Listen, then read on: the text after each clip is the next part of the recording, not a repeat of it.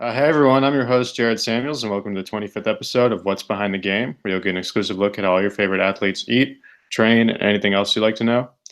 Today on the show, we have our new host Jorden Pouncey, and Jorden actually, for those of you that didn't know, plays football at the University of Texas. So I figured why not let him come on and talk a little bit about his story and what he does. So welcome, Jorden. Thank you. Yeah, thanks for just agreeing to be on the other side of this. So the first question is, what sports did you play growing up besides football? Funny story. Before I started playing football, the school they sent home a flyer for the Pop Warner football. And my older sister, she was a cheerleader, so I always watched. Going to her. My older sister was a cheerleader, so we always went to her competitions and whatnot. And the Pop Warner has football and cheer, so my mom was like, "You want to play football for you want to try football?" I was like, maybe not. Can I try cheer? Because I love doing that stuff. And my mom, she said, why don't we try football for a season and see how you like it? And ever since then, I mean, the rest is really history. I also grew up playing. I played basketball. Um, what else did I play? I played baseball. I played lacrosse for a little bit, and I ran track too. Okay. So do you think those other sports maybe helped you in football, just in terms of transitioning with skills or anything like that? I guess playing like the more teams you play on, the more you learn about like team dynamics and stuff like that. I mean, like if you're an Mhm. athlete, especially as a little kid, your skills like translate to like any sport. And I was pretty good at like every sport that I picked up, but Mhm. definitely like learned how to be a leader for different groups of people and whatnot. Mm. Cool. So so you play receiver now. What else did you play besides receiver growing up? I was originally a quarterback. Like, I played Oh, quarterback really? up until like sixth or seventh grade, and then um, I always played both ways. Never really came off the field, like even from a really young age. I played quarterback and safety, and then once I got to like seventh or eighth grade, I got moved to receiver, and I still played safety. And then when I was in high school, I played receiver and corner. And my senior year, I was our starting running back. So I was actually a running back my senior year of high school, but I still played Oh, receiver. wow. I was our one of our starting corners also. But I played every position. I was a long snapper, the backup long snapper when I got to high school. I was the starting long snapper when I was in Pop Warner. I played everything. Oh, wow. So you really basically never came off the field. Yeah, That's what it sounds like. yeah. Wow. All right. So started you started your high school career at Montverde Academy. What was that like? Because you've talked to me about being around a lot of great athletes. Like you said, Ben Simmons was across the hall. Like, what is that like? That whole experience? Well, before like they are who they are now, it's like, oh, it's just Ben. People were talking about, oh, he's gonna be a one and done in college and go to the league. But like as I was only like 13 or 14 years old, I didn't really understand like the severity of the whole situation. So like being around Ben, Mm. being around D'Angelo Russell, like it was cool. Like to me, they were just like my my dorm mates. It wasn't really, oh my God, you're D'Angelo Russell, you're Ben Simmons, Yeah. you know. But it was definitely really cool because you knew they were gifted athletes. So it was just, to me, they were more people than anything else. I wasn't like looking up to them and asking them for autographs and stuff like that. You know, Yeah. yeah, it was they were all like big brothers to me. It was really cool. Hmm. Was was the competition aspect greater? Like when you're around a bunch of people all trying to be college athletes? Was that helpful? Or was that Yeah, something that was there? Or that? yeah, they would always I would always ask them, about like what it was like getting recruited and stuff like that. And um they were really helpful in terms of, kind of being that big brother. I kind of wanted, obviously I didn't play basketball, but I wanted to be like on that level in the football realm. So, it was they kind of like they helped lay the foundation for like what I knew I wanted to do. So they definitely, I would always ask them like, what should I do here? What should I do there? In terms of like taking visits and stuff like that, and what to look out for when getting recruited. Hmm. So you actually transferred high schools, and what was that experience like? Like, and what would you recommend to someone who maybe is a high school athlete and they're about to move high schools in terms of any advice or anything you might say to them? For me, like I was born and raised in Winter Park, so when I transferred to Winter Park High School, it wasn't like I never really left, because I still had all the kids that I grew up with back in Winter Park, and it was just like it was like homecoming, like it was meant to Hmm. be, like so. It definitely was a transition though from private school to public school, or like back to public school. Um, just the classroom environment and stuff like that, and in the foot, like when I would go do football stuff, a lot of the kids thought that I was kind of like a traitor for leaving Winter Park in the first place, and I All right. really had to prove myself coming back, because a lot of the older guys, they were like, who is this kid? Who does he think he is? This and that. And I was like, I that first season, that first spring, um, I gained a lot of respect from the seniors and juniors that were ahead of me. So it was it wasn't easy, but it wasn't anything that I wasn't used to, because I had grown up with a lot of those kids my whole life. Hmm. So what was the recruiting experience like for you? Like, who was recruiting you, and why ultimately did you decide on Texas? The the recruiting experience for me was a crazy one. So like I said, when I first transferred to Winter Park, I got a lot of attention. I got my first offer as a sophomore from UNC Charlotte, and that was the first time in a while, in a couple of years, that Winter Park had somebody get a D1 offer. So it was really cool. And like after that, the offers really started rolling in. And I think by the time I was about to decide on signing day, I had like 50 offers. I got recruited by every Power Five conference, every mid major. I got Alabama, Florida, Miami. Uh, it was a crazy experience. Ultimately, I committed to Notre Dame going into my senior year, and I was committed to them all the way through my senior season, and then I decommitted. And Texas offered me like a couple of days after I decommitted. And I had always wanted to really kind of go to Texas since 2005 when we won the national championship.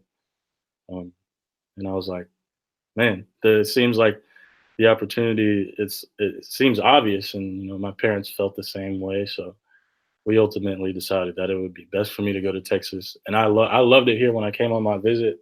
When I came on my visit, it was the first time I had ever been to Texas. I was expecting to see people walking Okay.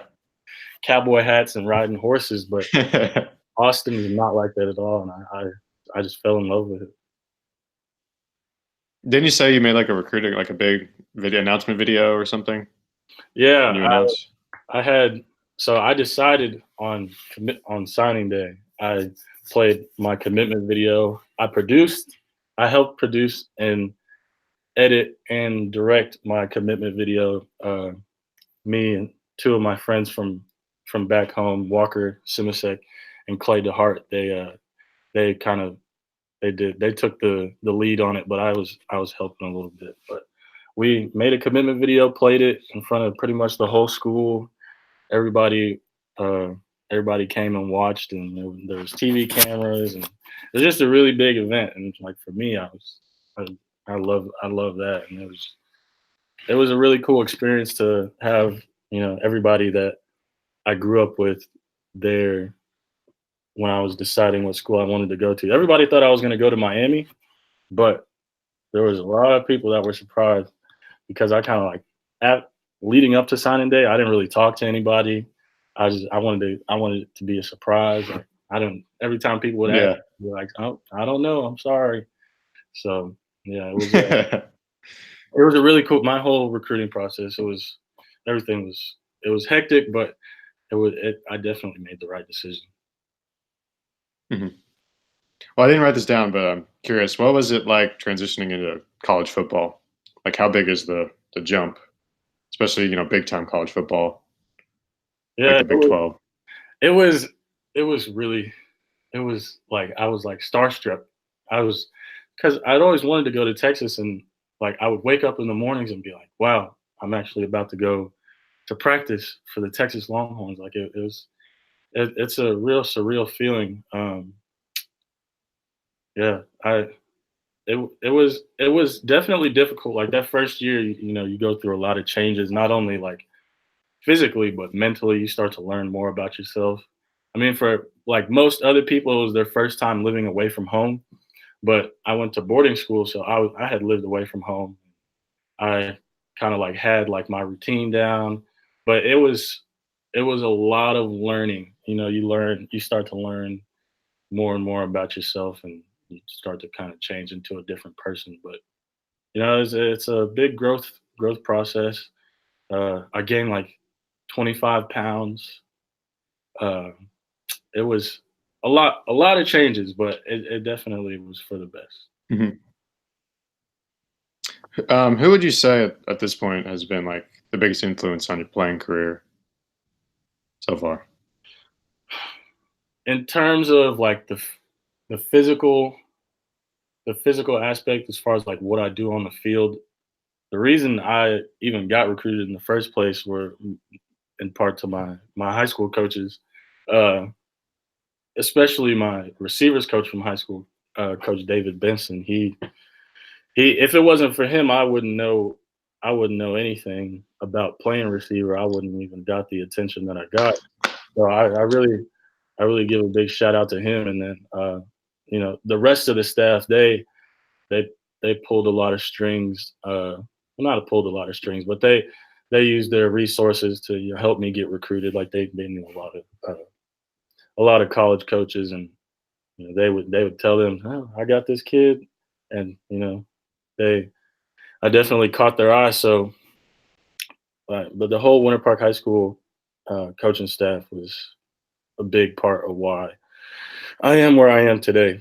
And like just in terms of why I do everything, my family is my biggest motivating factor. Like my mom, my dad, my four brothers, and my two sisters. Like I love them all to death, and I don't want to let them down. So I mean, I do it for myself, but I do it for them too. Mhm. Well, how do you work on like the different aspects of being a receiver? So, like, let's say you're trying to work on route running. How would you approach that? Or catching a certain? Yeah, I don't know. I don't know all the little intricate details, but maybe you could speak more to that. How do you work on those things? And is that something you do purely as part of the team, or is that something you would go back and do yourself? So I could give a whole dissertation about this, but I'll try to I'll try to narrow it down to some key components. But I think a big part of being able to change direction in route running and catch balls efficiently and kind of do what you need to do physically on the field, the weight room is the biggest thing you could attack when thinking about how I want to be on the field. So weightlifting, you got to be strong. I think like my favorite lift to do is power clean because it like that requires the most explosiveness, and I kind of like carries over to the field the most. So power cleaning and squatting is like those are two of the biggest things that I like to focus on when I go in the weight room. And then once you have that strength, it's raw strength, and then you have to carry that over to the field. And that's whether it's working on drills as a receiver unit or as a team, or if I want to go on Saturdays and get my own work or work out with some of the receivers, we all work out together and stuff like that. So It's really just being proactive about your development. Like, don't be passive. Like, you have to attack the day and not like wait for the training to come to you. You know. Hmm. What role do like sleep and nutrition play for you?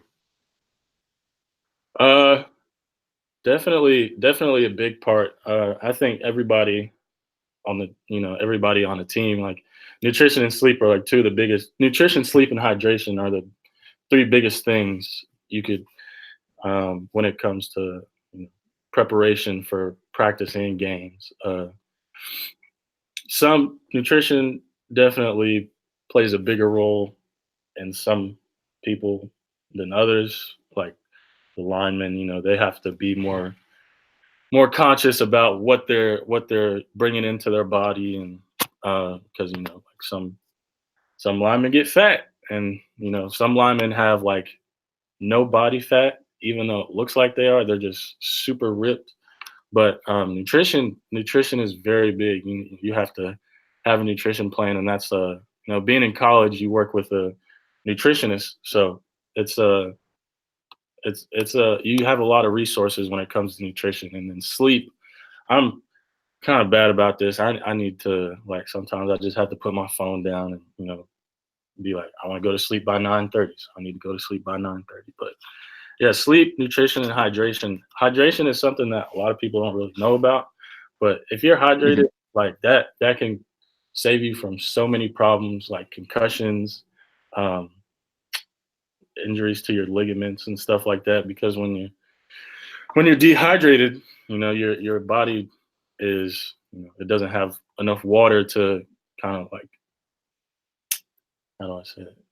Your body can't deal with certain physical strains, because your muscles move like in relation to how much water you have in them. So if you don't have any water in your muscles, it's like they can't move like you want them to.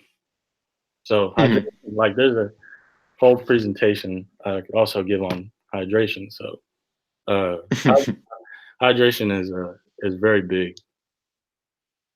Yeah, no, that's cool. A lot of the people we've had on haven't really talked about that aspect of it. It's more just been food and sleep and stuff like that. So football is such a team sport. You talked about working out with receivers on off days, and you talk about growing up playing the different team sports. Now you learn how to lead people.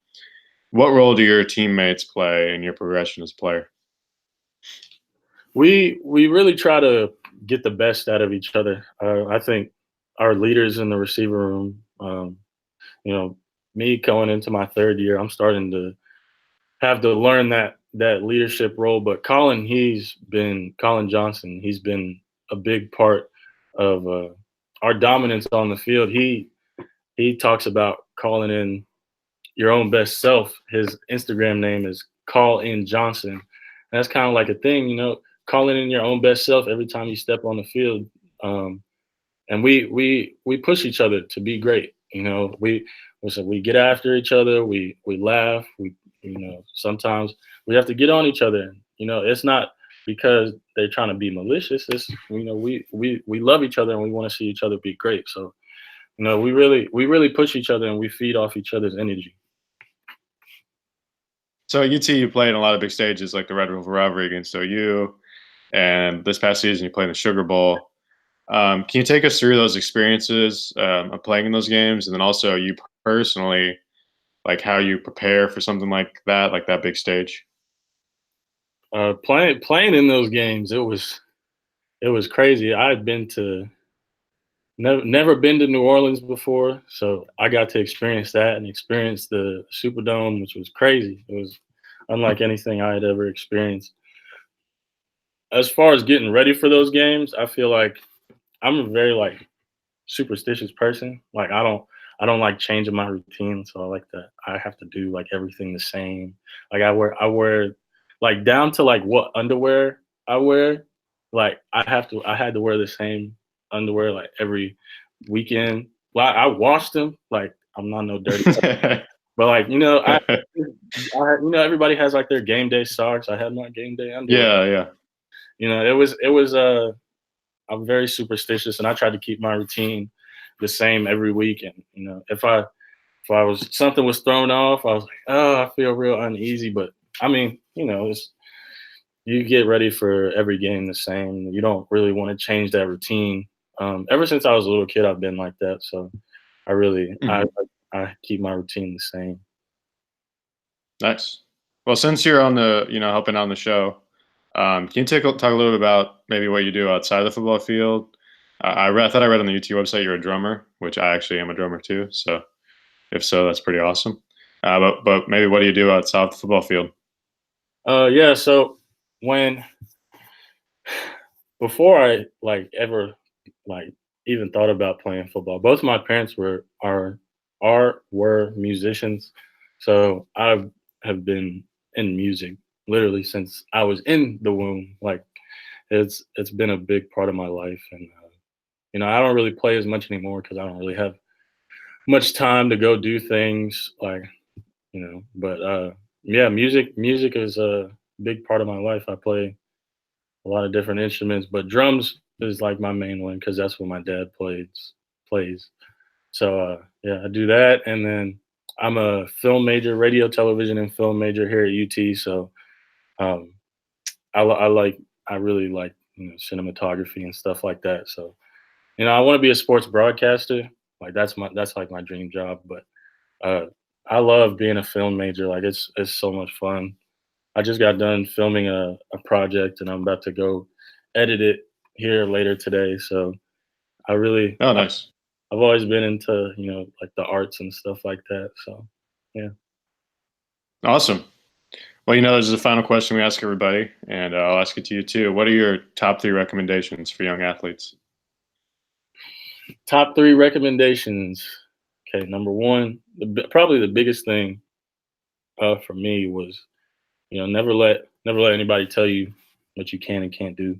Like that's so big. You should be able to you shouldn't have to rely on other people's assurance to know that you're a good athlete, or you shouldn't have to listen to people tell you what you can and can't do, because I mean, like, if you don't do it for yourself, like, why would you even do it in the first place, you know Hmm.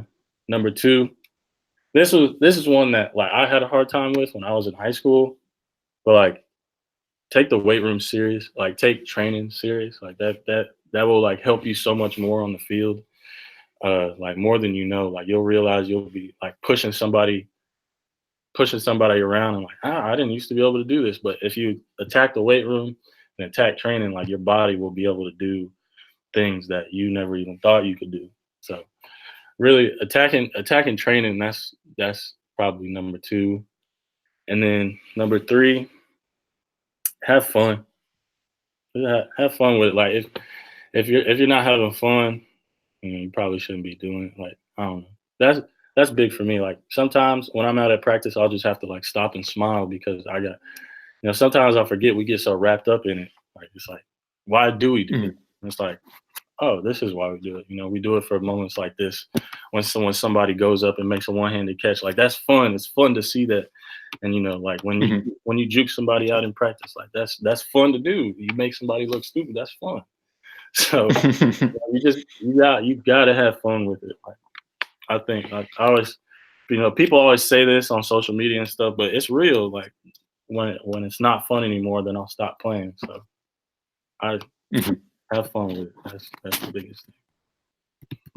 Great. Well, thanks so much for coming on, man. And I'm excited to keep working with you on this side of the interview in the future. Yes, sir. Thank you.